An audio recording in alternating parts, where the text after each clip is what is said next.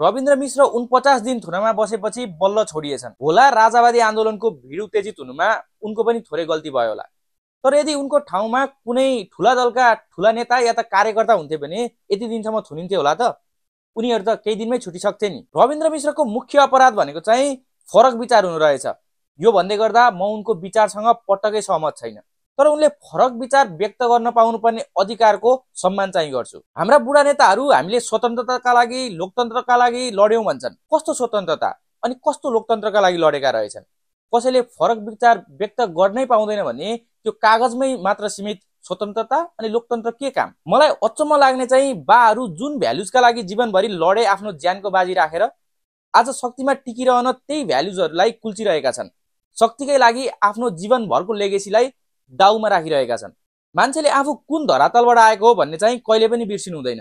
मान्छेलाई बन्न धेरै समय लाग्छ तर सकिन कति पनि समय लाग्दैन। फरक विचारलाई रोक्न खोज्दा कस्ता कस्ता शक्तिशाली व्यक्तिहरू पतन भएका छन्, व्यवस्था ढलेका छन्, साम्राज्य ढलेका छन्, देश टुक्रिएका छन्। फरक विचारलाई दबाउन खोज्दा एउटा नेता सकिनु या त पार्टी सकिनु कुनै ठुलो कुरा नै हुँदैन।